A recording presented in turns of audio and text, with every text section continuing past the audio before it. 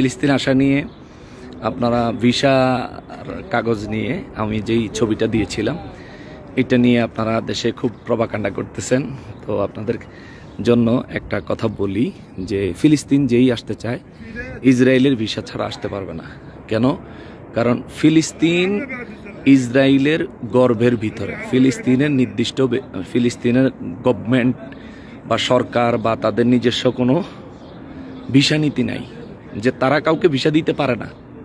ফিলিস্তিন কাউকে ভিসা দিতে পারে না। ফিলিস্তিনে আসতে হলে ইসরায়েলের ভিসা দিয়ে ইসরায়েলের ভিসার মাধ্যমে আসতে হয়। তো আমিও জানতাম না যে ইসরায়েলের ভিসার মাধ্যমে আসতে হবে, কিন্তু আমাদের ভিসার প্রসেসিং তো করছেন শহীদ মিল্লাত নুরুল ইসলাম ফারুকী রহমতুল্লাহ আলাইহি হুজুরের সুযোগ্য পুত্র আহমদ রেজা ফারুকী ভাই তিনি।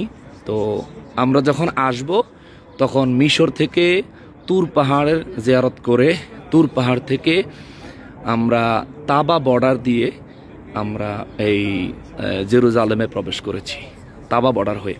তো তাবা বর্ডার এটা টোটালি ইসরায়েল নিয়ন্ত্রণ করে এবং আমাদেরকে সেখানে ভিসা দিয়েছে। ভিসা দিতে গিয়ে অবশ্যই তারা আমাদেরকে অনেক রকমের হ্যারাসমেন্টও করছে, ভিসা আমাদেরকে পারমিশন দিতে চায় নাই এমন কিছু। তবে আজকে আপনাদের এই ভিসার বিষয়টা জানার জন্য গুগলে ট্রাই করলাম, তো দেখতে পারলাম যে বাংলাদেশিদের জন্য এই ফিলিস্তিনের ভিসা বা ইসরায়েলি ভিসা বা জেরুজালেমের ভিসা টোটালি বন্ধ হয়ে গেছে।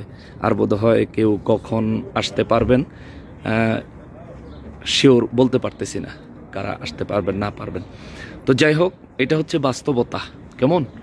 এখন আমাদের সঙ্গে আমাদের ফুল টিমের মধ্যে 29 জন মানুষ আছেন, আমরা 29 জন ব্যক্তি আছি ফুল টিমে 29 জন। তো এর মধ্যে আমাদের প্রত্যেকেই একই ভিসা একই প্রসিডিউর একইভাবে আসতে হয়েছে।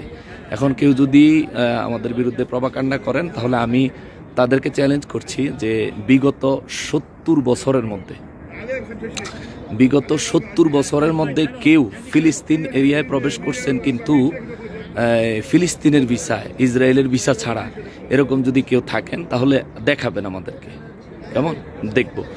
আর বিগত 7 বছর বিগত 5 বছরের মধ্যেও কেউ যদি ইসরায়েলের ভিসা ছাড়া ফিলিস্তিন কেউ সফর করতে পারে বা করছে এরকম যদি থাকে ভিসাগুলো আমাদেরকে দেখাবেন। কিন্তু দুঃখের সঙ্গে বলতে হচ্ছে যে গাজা ফিলিস্তিনিরা আগের থেকেই ইসরায়েলের দ্বারা চতুর্দিক থেকে ঘেরাও করা। অতএব এই গাজা তারপরে রাফা যেখানে হামলা হচ্ছে এবং টোটাল ফিলিস্তিন এটা ইসরায়েল নিয়ন্ত্রণ করে। ওদের নিজস্ব ব্যক্তিগত কোনো সরকার নাই, ওদের নিজস্ব ব্যক্তিগত কোনো ভিসা নীতি নাই, সরকারি কোনো সিল নাই, কাগজ নাই, সরকারি কোনো বর্ডার নাই, মানে এক্সেট্রা এক্সেট্রা এক্সেট্রা।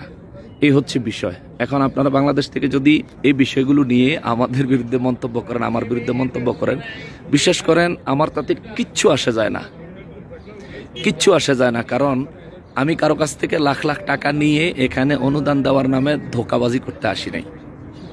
আমাদের মধ্যে আমরা যারা আছি আহলে সুন্নাত ওয়াল জামাতের পক্ষ থেকে সাংগঠনিক সচিব মুফতি আলাউদ্দিন জিহাদি ভাই এবং সহ সাংগঠনিক সচিব আমি গুনাহগার, আমরা অবশ্যই সবসময় এইসব বিষয়ে স্বচ্ছ, পরিপূর্ণ স্বচ্ছ।